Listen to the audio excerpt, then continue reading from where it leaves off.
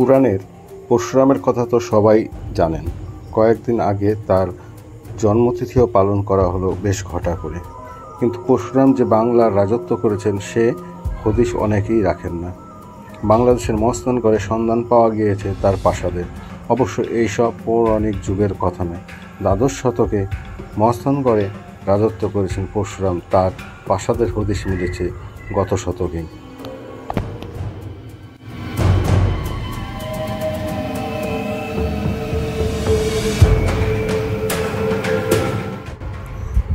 বর্তমানে এই ইট দিয়ে তৈরি ওয়ালগুলোই একসময় বড় বড় ভবন ছিল রাজা পরশুরামের।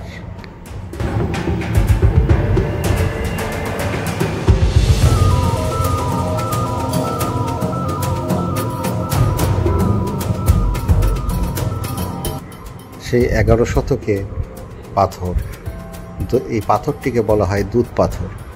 এখানে সেই সময় পাণ্ডব রাজারা, পরশুরামের রাজারা তারা এখানে দুধ দিত। এখনও যা প্রচলিত আছে, এই যে দুধ দেখা যাচ্ছে।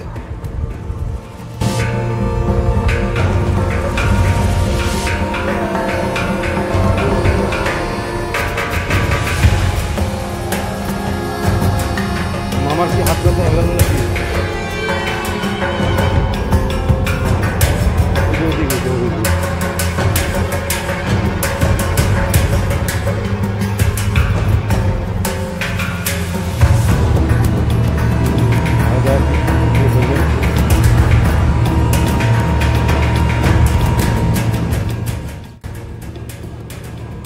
অসাধারণ ইটের তৈরি বিভিন্ন প্রাসাদ ছিল সেই সময় 11 শতকেরও আগের তৈরি।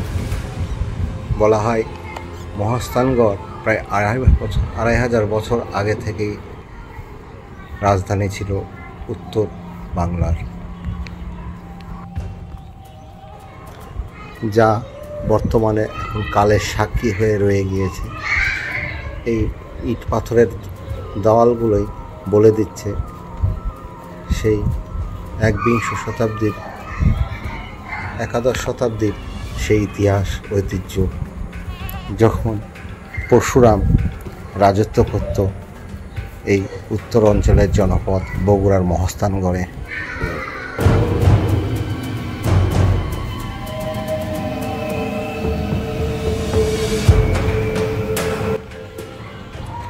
এবার আমরা দেখতে চলেছি সেই ঐতিহাসিক কুয়ো বা কূপ, যেখানে পরশুরামের সৈনিকদেরকে মারা গেলে ফেলা হতো এবং তারা পরবর্তীতে জীবিত হয়ে এই কুয়ো থেকে বেরিয়ে আসত।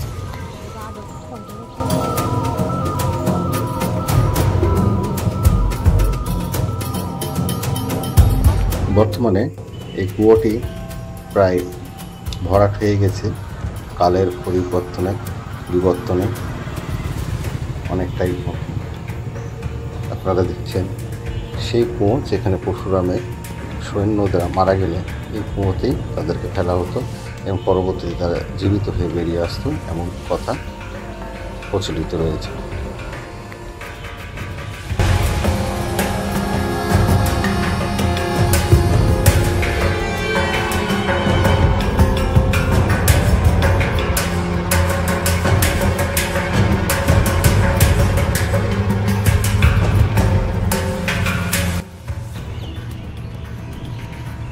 এবার আমরা দেখতে চলেছি, এগিয়ে যাচ্ছি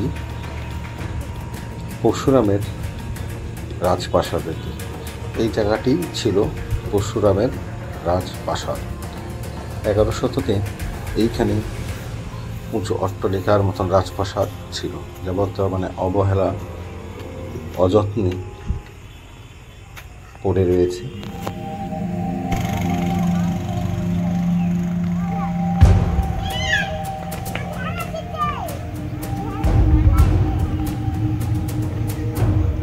গেট মহাস্থানগড়ের।